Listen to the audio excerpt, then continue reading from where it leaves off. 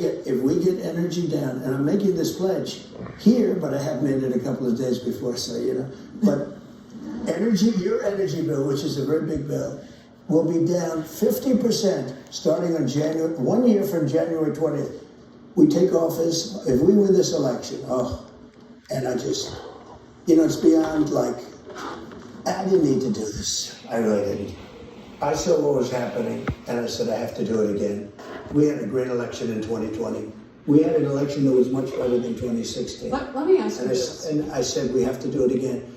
We're going to get the prices down. We can't just leave them up there because it's going to take too long for people to catch up. That's why I did the social. You have to reset. I don't know how you reset to prices that are. You can get the prices down. So let me ask you, by the way, energy brings everything down. How does it trickle down? Does it work that the energy is also cheaper for the companies, and so that the distribution? How does the pricing actually happen? Because the interest rates have come down, and inflation rate has come down.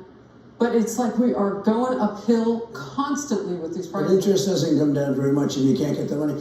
Look, it really happens if you make donuts. You have the stoves, you have the dish. Everything is evolved around energy. That's what caused inflation, energy, more than anything else, including their stupid spending on the Green New Deal. They spent money, so much money, and that caused it also. But the biggest thing was they went away from my energy policy. And by the way, after they screwed it up, they came back because they drilled a similar amount. So they say, well, we're doing almost as much as he did. The fact is that 4 years later, I would have been 4 to 5 times more. We would have dominated Russia and Saudi Arabia. When I took over, we were number 3 and number 4 in energy in terms of production. When I left, we were number 1 by far. We would have been double Saudi Arabia and Russia combined. There was nobody going to be close. We would have supplied Europe. We were going to make a fortune, including paying. Yeah, if your energy bills come down to half, which they will, because we have it. Some countries could never make that pledge. Is that, real quickly, it's going to bring everything down with it. We're going to take a quick break here. I just want to make the transition to this. You've talked about electric vehicles. What you're setting up is a point where we can do fossil fuel and survive for a little while before we have to make that next gap, that next jump? What is this a transition point? The problem with electric vehicles, and Elon Musk is a very good friend of mine. He endorsed me and you saw him the other night in Butler, Pennsylvania. Was he having a good time? We're going to take a quick break. We'll come right back. I want to thank you to our audience. You guys are terrific with your questions. There's so much more to come. Really, really good. So let's take a break. Oh, I see you waving your question at me. Oh, good. Well, the microphone is there. We'll be right back. Thank you.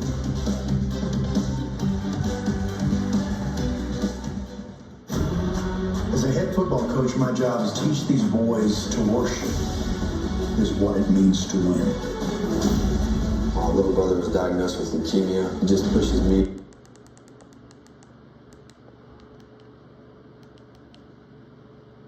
So she said no to this injustice. It's like her own, but It's market lost it. We have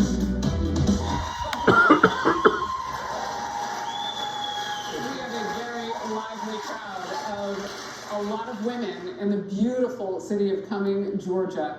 And you are watching the Faulkner Focus, former President Trump town hall with all women. And of course, women's issues are everybody's issues, and we're doing it with the voters asking questions. So please take it away.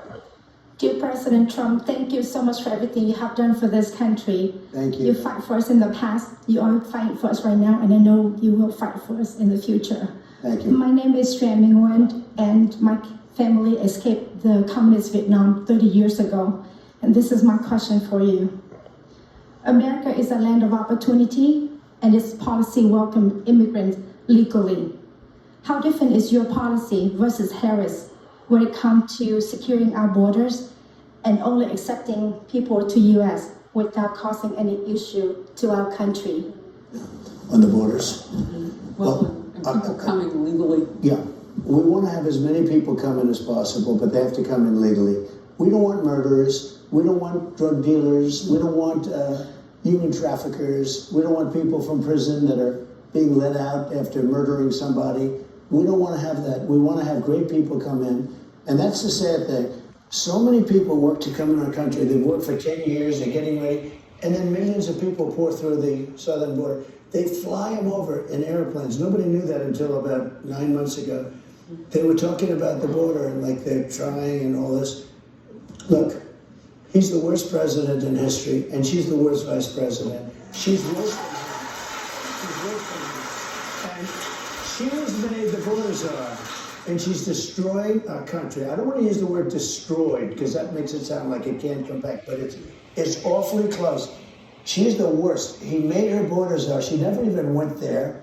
The Border Patrol yesterday, 2 days ago, thousands of them, the whole thing, 100%, unanimous, every single person, thousands of them, they endorsed me, and they work for her. They're not even sure if they're allowed to do it. They said, we don't care. She's so bad. We don't care. Do whatever you want to do. We have to have borders if we don't have borders. But we also want to have people come in. You know, we actually need people. We sort of like all these companies that we're going to bring in through taxation. We're going to bring in a lot of companies. They've got to have people to work. Otherwise, bringing them in is not going to work either. You need the people. But they're going to come in through testing. They're going to come in through, like, do they love our country? Can they love our country?